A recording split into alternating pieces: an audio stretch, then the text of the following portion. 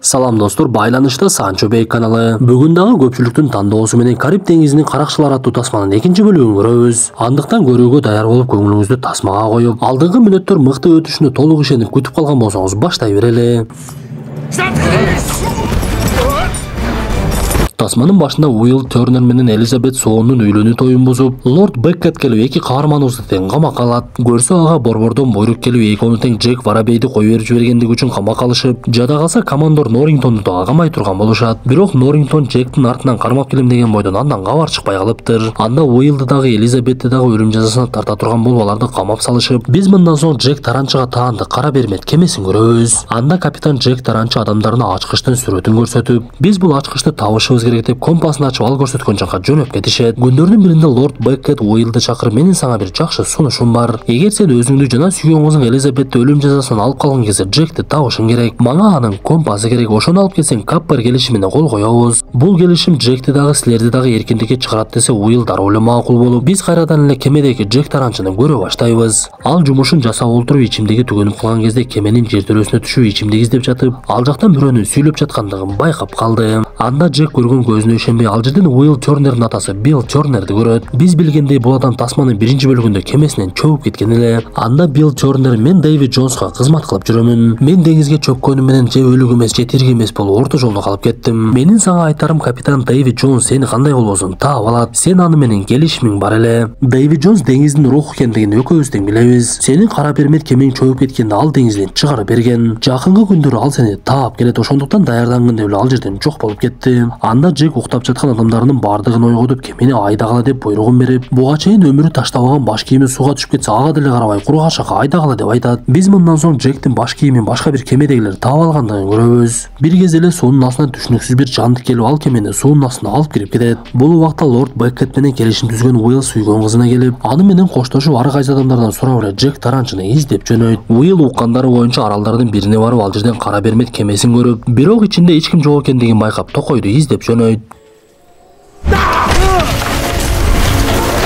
Бир кезде эле каарманыбыз токойдогу жапайы адам жегичтердин колуна түшүп калып, алар Уиллды байлап алып барса, Джек адам жегичтердин башчысы болуп алыптыр. Бир кезде эле Джек жапайы адамдардын тилинде алар менен сүйлөшө баштап, Уилл кыйкырынып эле Джекке өзүнүн келген максатын айтат. Анда Джек акырын Уиллдын жанына келип, мени куткар деген сөзүн айтты. Биз бул убакта камалып отурган Элизабетке атасы губернатор жардам берип, аны түрмөдөн жашыруун алып чыгып, бул жактан качып кеткен деп буйруйт. Бирок Элизабет биринчи Лорд Беккеттин бөлмөсүнө кирип, ага тапанчасын такап, буга чейинки айтылып жаткан Каппер келишимине кол койдуруп, келишимди өзү менен кошо алып ал жактан качып кетип калды. Көрсө бул убакта Уиллды Джектин башка адамдар менен кошо адамдын сөөгүнөн жасалган торго илип салыптыр. Анан дагы Джек Таранчы жапайы адамдардын башчысы болгону менен аны жапайы адамдар кудай катары элестетип, бир күнү кудайыбызды бышырып же бактылуу болушубуз керек деп Джек Таранчыны даярдай башташат. Ошол убакта тордо илинип тургандар куткарылуунун аракетин көрө башташкан. Алар эки жака селкинжектей эле кыймылдап, бир кезде зоонун бир бетине жабышышып, ал жерден чыгып келе жатышып, эки тордун бирөөсү кулап кетет. Бул убакта Джекти бышырайын деп даярданып жаткан жапайы адамдар тортогуларды кубалап жөнөп, Джек асылып турган жерден араң чыгып, байланып турган бойдон эле качып жөнөйт. Тордогулар торун көтөрүп алып эле ал жактан качышып, бир кезде тегеренип кетип, тору талкаланып Уилл баш болгон каармандарыбыз сууга түшүп калды.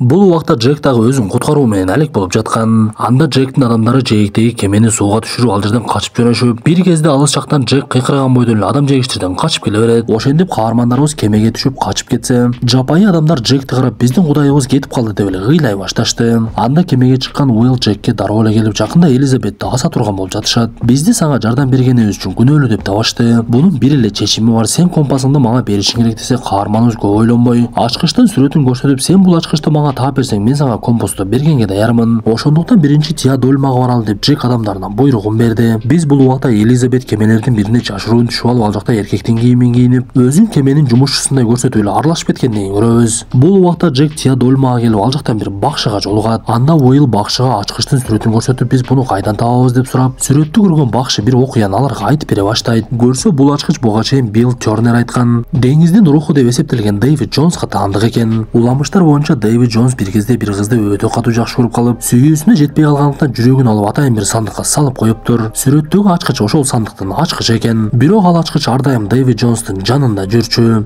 Анан дагы каарманыбыз Джектин Дэвид Джонс менен келишими болуп анын алдында карыз болгондуктан Дэвид Джонстун Кракен деген жандыгынан коркуп, суунун улуу жерлерине барбай жээкте жүрүп калыптыр. Ошентип жанагы бакшы Дэвид Джонстун кайда экенин каармандарыбызга айтып берип, алар көздөгөн жерине барып Джек дароо эле Уиллга буйругун берип, эми сен убада калгандай ачкычты алып келип берсең мен сага компасты берем деп эскертет. Бирок Уилл ачкычты алмак ушун Дэвид Джонстун адамдарынан колго түшүп калды. Көрсө бул Дэвид Джонс такыр эле адамга окшобогон дене түзүлүшү ар кандай жаныбарлардан топтолуп, анын кол астындагылар дагы түшүнүксүз бир жандыктар экен. Дэвид Джонстун колуна түшкөндөргө ал эки тандоо берип, силер же өлөсүңөр, же болбосо менин колумда 100 жыл кызмат кыласыңар. Тандоо силерде деп жатса эле Уилл мен сага Джек Таранчынын атынан келдим деп айтат. Анда Дэвид Джонс алардан алыс эмес жерде турган Джек Таранчынын жанында пайда болду. Ал Джекке кайрылып экөөбүз келишим түзгөндөй мен сени кемеңди деңиздин астынан чыгарып берип, сен 13 жылдан бери кемеңде капитандык кылып жүрөсүң. Эми карызды артка кайтарыштын убагы келди. Сен убада кылгандай рухуңду мага өткөрүп берип өмүр бою менин кемемде кызмат кылышың керек. Башка кандай арга кыла аласың десе каарманыбыз башынан келишим сунуштап, өзүмдүн ордума башка бирөөлөрдүн рухун алып келип берейин десе Дэвид Джонс макул болуп, 3 күндүн ичинде мага 100 адамдын рухун кулдук алып келип бересиң. Сен жөнөткөн Уиллды азыр кармап алдым, дагы 99ду алып келесиң деп катуу буйругун берип, Джек макул болуп Гибске Тартугага барабыз деп ошол жака жөнөшөт. Биз тасманын биринчи бөлүгүндө көргөндөй Тартуга жалаң гана каракчылар жайгашкан аймак эле. Ал жерден канча адамды алып кетсе деле эч ким жоголгондорду издемек эмес. Бул убакта кемеге жашыруун чыгып алган Элизабет өзүнүн кийимин илип алып, аны эки жака учуруп арбак сыяктуу көрсөтүп, ал жердеги чыракты жыгытып Тартугага барыш керек деген белги берет. Ошентип Джек Тартугага жетип келип, Гибс ал жерден өздөрүнүн кемесине адамдарды тандай баштады. Бир кезде эле Гибстин жанына бирөө келип, мен силердин артыңардан аябай эле издедим. Бирок силерге жетейин деп калган кезде биздин кемени бороон ташкын каптап, мен кемемди жоготуп, өзүмдүн командорлук наамыман дагы айрылдым. Мунун бардыгы Джек Таранчынын айынан болду деп каарманыбызга тапанчасын дагы баштайт. Көрсө бул бир кездеги командор Норрингтон экен.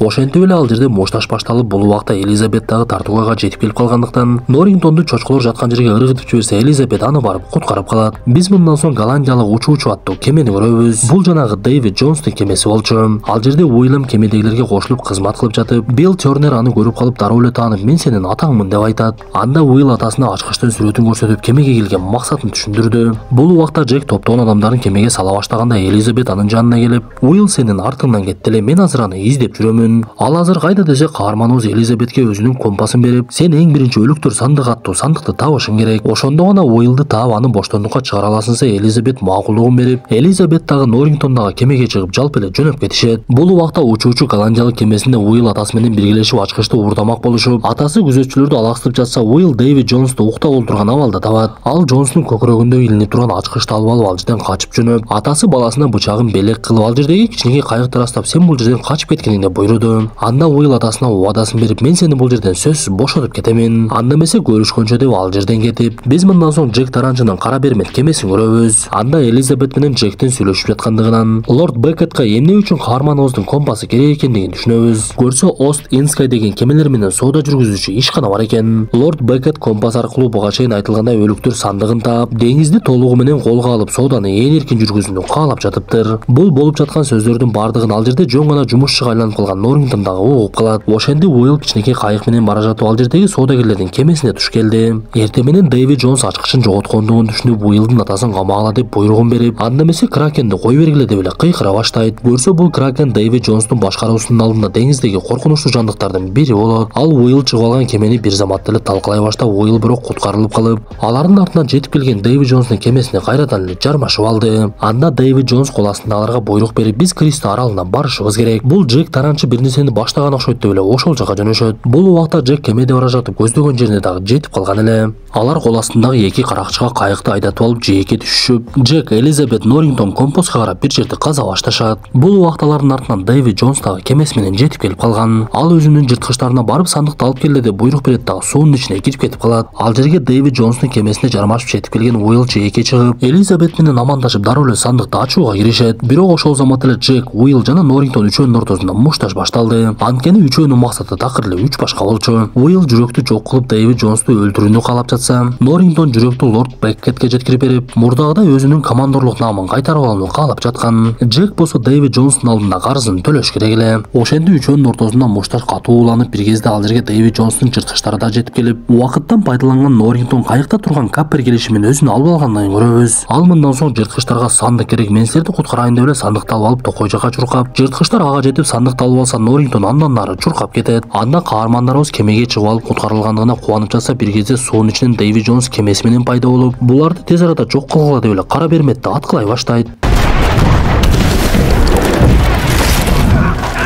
Анда каармандарыбыз кемесин буруп алып эле качып жөнөп, алардын кемеси бат жүргөндүктөн такыр жеткиришпей, Дэвид Джонс башка аргасы жок экендигин түшүнөт да Кракенди чакырат. Анда Уилл буга чейин Кракенге жолуккандыктан атуучу замбиректерди даярдагыла деп, Кракен кемени орой баштаган кезде аткылап салды. Бирок ал нерсе Кракенди көпкө деле жок кылган жок. Уилл ал кайрадан пайда болот деп жарылуучу заттарды чогултушуп, кемедегилер аракетин кыла баштаган кезде биз Джектин качып бара жаткандыгын көрөбүз. Көрсө каарманыбыз Кракенден аябай катуу коркчу экен. Ошентип Кракен экинчи жолу келип кемени талкалай баштап, муну алыстан көрүп турган Джек аябай уялдыбай тур. Кайрадан кемеге барып кемедегилер ырастаган жарылуучу затты атып жиберет. Ошентип Кракенден бир аз убакытка кутулушуп, Джек адамдарына бойругун берип, кемени таштап кичинекей кайыкка олтуруп алып кетип калалы деп айтат. Бир кезде эле Уилл Элизабет Джекти өөп жаткандыгын көрүп калды. Көрсө Элизабеттин максаты Джекти ал жерге кишендеп салыш экен. Ал кайыкка түшүп, Джек бизге кете бергиле деп айтты деп кайык менен жөнөп кетишип, бул убакта колун чыгарууга аракет кылып жаткан каарманыбыздын артынан Кракендин пайда болгондугун көрөбүз. Ошентип Джек менен кара бермет кемесинин чөгүп жатканын алыстан көрүп турган Дэвид Джонс, кана сандыкты алып келгиле, мен эми жүрөгүмдү өзүм алайын деп эле сандыкты алып келип ачса, анын ичи боп-бош экен. Көрсө Норрингтон качып бара жатканда жүрөктү дагы өзү менен кошо алып алыптыр. Ал Каппер келишими менен Дэвид Джонстун жүрөгүн лорд Беккетке берип, бул кылган аракетим үчүн мени мурдагы командорлук ордума кайтарыңыз деп айтат. Тирүү калган каармандарыбыз бакшы Тия Дольмага келип, ал жерден аза күтө башташып, бир кезде Тия Дольма аларга силер Джекти кайрадан бул дүйнөгө алып келгенге даярсыңарбы деп эле суроо салат. Анда баардыгы макулдугун берсе, демек силерге өтө бир күчтүү капитан керек. Андай адам менде бар деп эле бир кезде тасманын биринчи бөлүгүндө өлүп калган Барбос да чыга келет. Достор, ушундай мүнөттөр менен бүгүнкү тасмабыз дагы аягына чыкты. Тасма жакса мыкты белгисин басып, оюңуздарды сөзсүз калтыра кетиңиздер. Анда эмесе кийинки тасмадан жолугушканча ден соолукту жакшы карап, амандыкта жолугушканча дени сак бололу.